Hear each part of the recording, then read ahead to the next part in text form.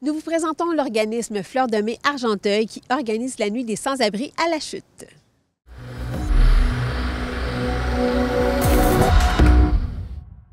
Bon, fait que si on parle de la nuit des sans-abri, on attend pour le feu. Mélissa Saint-Jean, coordonnatrice de Fleur de Mai Argenteuil. Ça consiste en quoi, premièrement, cet organisme?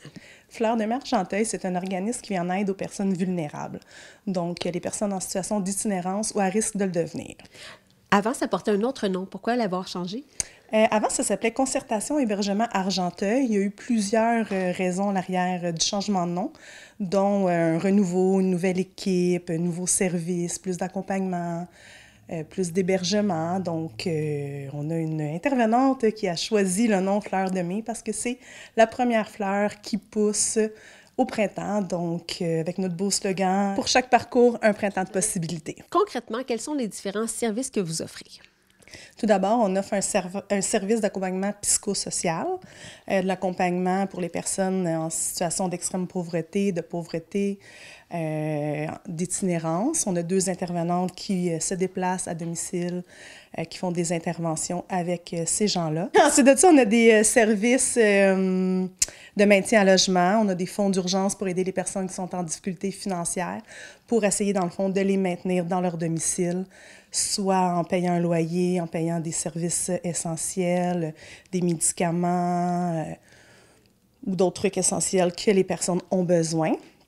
Puis, on a aussi des logements. Donc, on a des logements de transition de 0 à 3 mois. Des fois, on va extensionner un petit peu, dans le fond, où ce que les personnes en situation d'itinérance vont être hébergées pendant ce temps-là.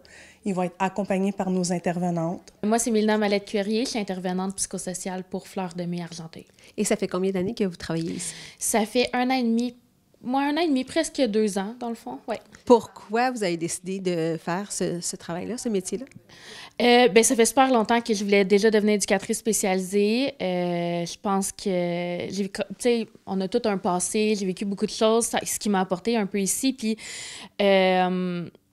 je trouve que les personnes en situation d'itinérance sont un peu mis d'arrière-plan, comme si, il y a beaucoup de préjugés, il y a beaucoup de choses comme ça, puis je trouve ça tellement intéressant de travailler avec eux, d'entendre leur histoire, de me dire, hey, la personne que je vois, elle a tellement plus que ça en arrière de juste la personne qu'on voit sur le bord de la rue ou dans son auto, parce qu'il y a du couchsurfing, il y a de l'auto, tu sais, ils dorment dans leur auto, ils dorment un peu partout. Je trouve que c'est tellement intéressant d'apprendre à travailler avec eux, puis de voir que justement, c'est plus que un drogué ou une personne qui a des troubles de santé mentale. Justement, il y a des familles, il y a des bad luck, il y a quelqu'un qui perd sa femme, on le sait pas ce que la personne elle a vécu, puis on juge facilement, puis tu me dis si je te parle trop, mais je vais répéter ce que je dis tout le temps aux filles, ils m'entendent tout le temps la dire, mais j'entends souvent les gens justement dans stigmatisation, puis c'est un peu pour ça, je pense que je travaille ici, c'est d'apporter le fait que même si la personne, elle se pique à la cocaïne, là, si la personne, elle a fait le choix de consommer de la drogue ou de l'alcool, il y a une question, plutôt que de se louer un appartement ou de s'acheter une maison, il y a des questions à se poser sur ce que cette personne-là, elle a vécu. Elle doit en avoir vécu beaucoup pour être obligée de geler sa douleur, pour être obligée... Fait, en tout cas, je pense que je travaille pour les écouter puis pour avoir une voix pour eux, dans le fond. Quel est le portrait de la situation en termes d'itinérance ici dans Argenteuil? La situation a augmenté, le nombre de personnes en situation d'itinérance ou à risque de le devenir, extrême pauvreté, elle a beaucoup augmenté dans les dernières années. Côté recensement, c'est difficile vraiment de dire un nombre exact, mais on évalue en termes d'intervention à 150 à 200 personnes en situation d'itinérance ou à risque de le devenir. À la Chute, dans Argenteuil, il y a beaucoup d'itinérance cachée, c'est-à-dire du couchsurfing, des personnes qui vont de maison en maison. On voit ça beaucoup chez les femmes aussi. C'est rare qu'on va voir une femme dans la rue. Par contre, il y en a plusieurs qui n'ont pas de domicile fixe. Sinon, à risque de le devenir, c'est ceux qui sont sur le bord de perdre leur logement, qui n'ont pas assez d'argent pour payer leurs trucs au quotidien.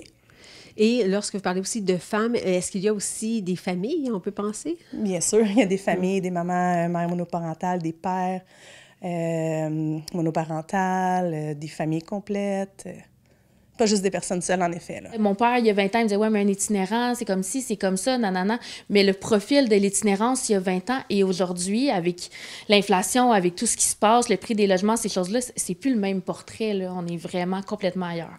Oui, le visage de l'itinérance a changé. Oui. Ça peut être monsieur, madame, tout le monde, selon ce que j'entends.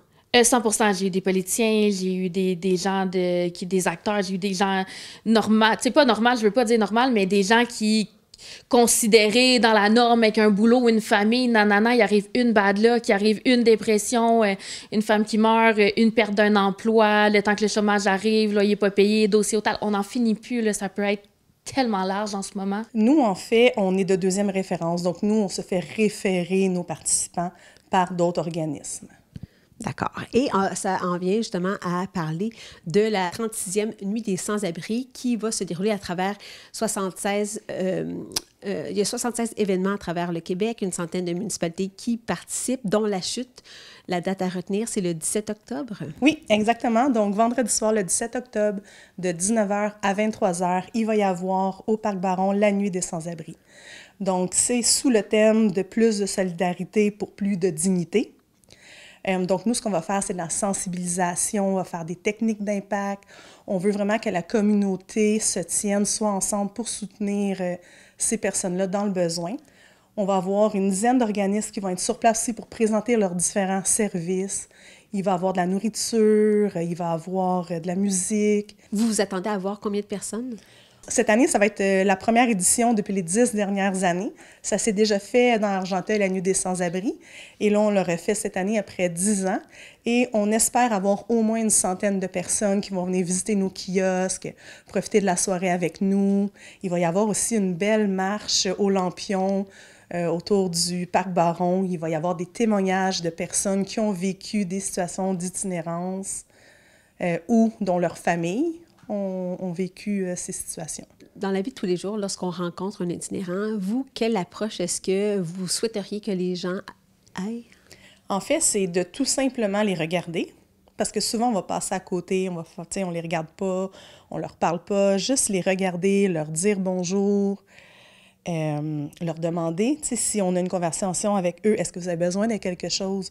Parce que parfois, on va penser qu'ils veulent des sous, qu'ils veulent un sandwich, mais peut-être 3 sandwichs qui se font donner dans la dernière heure. Donc, ça ne veut pas dire que c'est ça qu'ils ont besoin.